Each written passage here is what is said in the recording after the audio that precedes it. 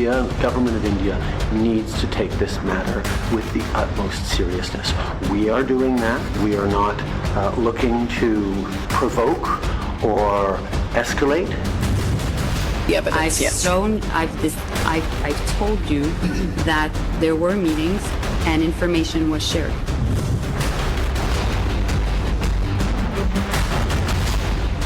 दो देशों के बीच एक अच्छे खासे संबंध को राजनीतिक अपरिपक्वता कैसे खराब कर सकती है, कनाडा के पीएम जस्टिन ट्रूडो इसकी सबसे मजबूत बानगी।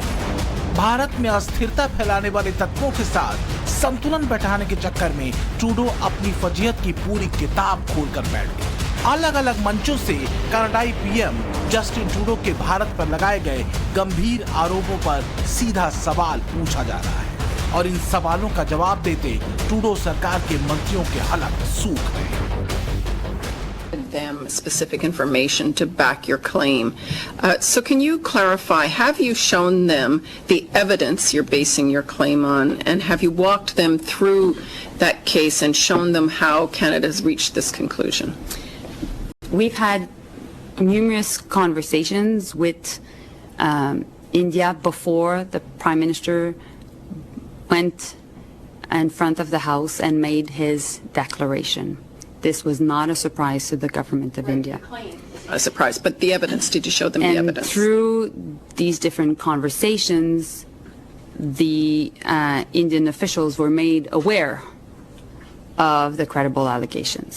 Okay, so that's a repetition of your statement, and thank you. I understand what your point is, but you're not answering the question directly on that point. But you did... Tonda, I've answered your question. You've asked me the question whether we had conversation and presented if you evidence. showed them the evidence, yes. I've told you that there were meetings and information was shared. Meloni jolly Canada की विदेश मंत्री हैं। Meloni jolly Bharat से कनाडाई राजनयिकों के वापस बुलाने के बारे में कनाडा की मीडिया को जानकारी दे रही थी। दरअसल जस्टिन ट्रूडो ने खालिस्तानी आतंकवादी निज्जर की हत्या में भारत का हाथ बताया था। उन्होंने कहा था कि खालिस्तानी आतंकी निज्जर की हत्या भारतीय एजेंट्स ने की थी। Canadian security agencies have been actively pursuing credible allegations of a potential link between agents of the government of India and the killing of a Canadian citizen, Hardeep Singh Nijjar. I continue to urge the government of India to cooperate with Canada to get to the bottom of this matter.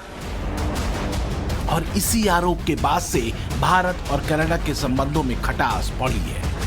Bharat ने आरोपों को बेबुनियाद बताते हुए इसे सिरे से खारिज किया था।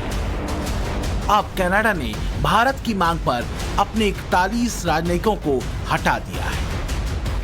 इसी की जानकारी देने के दौरान एक महिला पत्रकार ने कनाडा के विदेश मंत्री मेलेनी जॉली से ट्रूडो के भारत पर लगाए आरोपों के बारे में सवाल पूछा।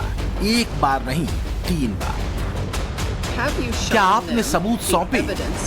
सबूत भारत को दिए? आपने सबूत पेश किए? लेकिन तीनों ही बार कनाडा के विदेश मंत्री ने इन सवालों का सीधा जवाब देने के बजाय मुद्दे को पूरी तरह से घुमा दिया। सीधा जवाब न ट्रूडो के पास है, न उनकी टीम मेंबर और विदेश मंत्री मेलेनी जॉली के पास।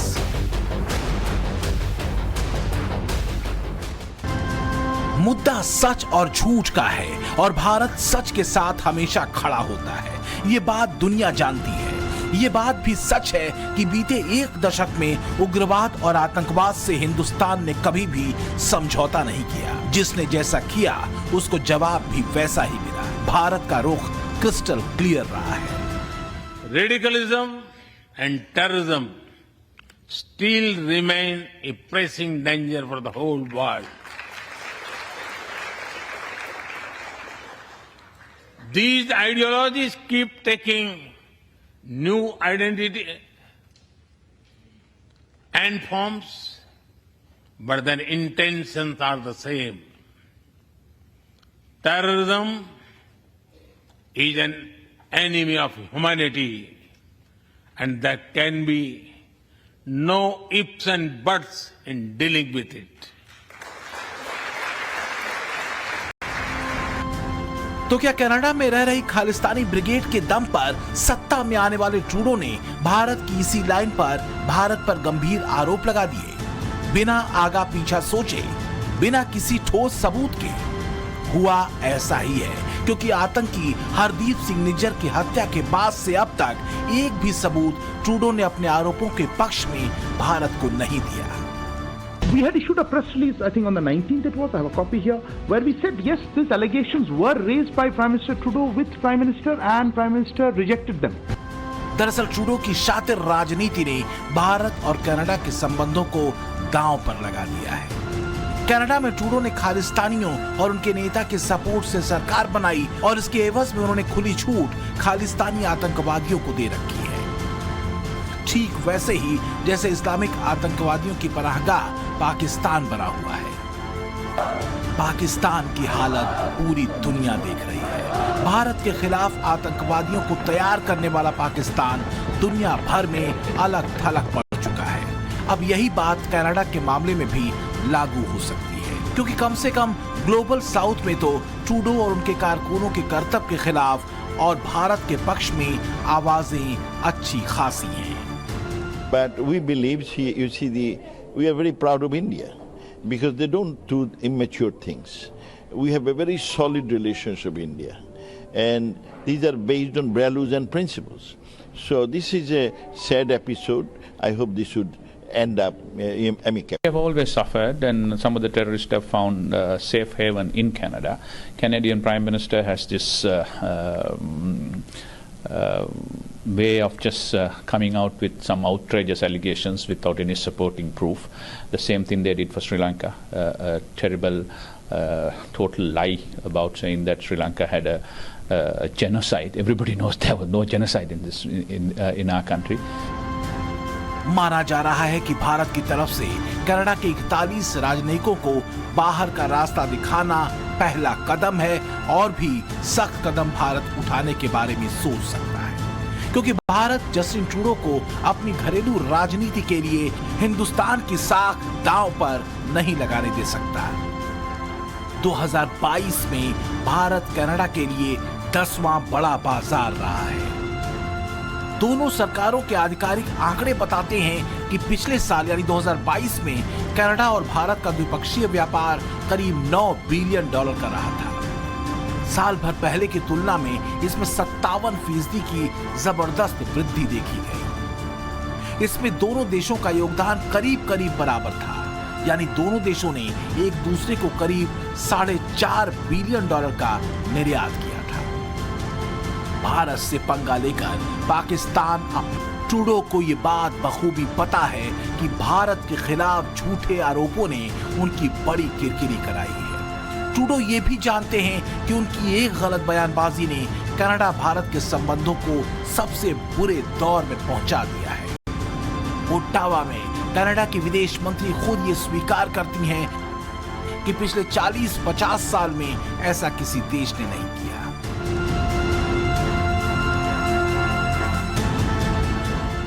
यही बदला हुआ भारत है जो सीधी और साफ बात करता है, जो देश भारत में अस्थिरता पैदा करने वालों की तीमारदारी करे और फिर अगर वहां किसी आतंकी की कोई हत्या कर दे तो भारत पर आरोप लगाए, ये अब नहीं चलेगा। और कनाडा के 41 राजनयिकों को बाहर का रास्ता दिखाकर भारत ने ये बात समझा दी है। इतना ही नहीं, इस मुद्दे पर कनाडा के वियना कन्वेंशन को तोड़ने के आरोपों का जवाब भी भारत ने दो टूक दे दिया है।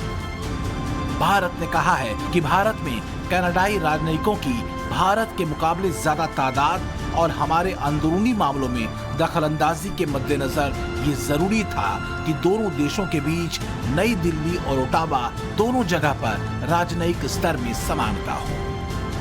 दुनिया के मंच पर आर्थिक, सामरिक और कूटनीतिक तौर पर शक्तिशाली होने के बाद भी भारत एक संवेदनशील मित्र रहा है, लेकिन अपने नजरिए को समझाने और जताने के बारे में भारत ने कभी कोई कंफ्यूजन नहीं रखा। The days when a few nations set the agenda and expected others to fall in line are over.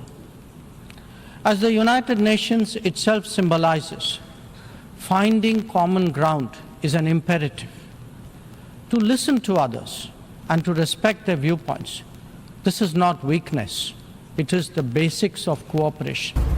Prime Minister, India has rejected your allegations.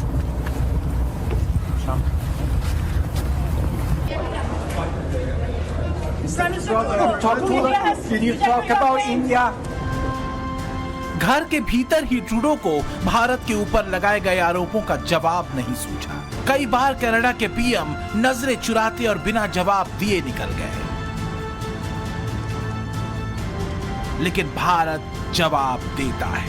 अगर हिंदुस्तान एक ग्लोबल लीडर के तौर पर अपनी पहचान गढ़ रहा है तो इसके पीछे वजह भारत की स्पष्ट विदेश नीति है, जो सबको साथ लेकर चलने की बात करती है, लेकिन अपने राष्ट्रहित से समझौता किसी कीमत पर नहीं करती। पीएम मोदी हिसाब रखते हैं और पूरा हिसाब बखूबी करते हैं। भरोसे की लकीर एक तरफा नहीं खींची जाती, फिर चाहे पाकिस्तान हो, कनाडा हो या कोई और, हिसाब बराबर होता है।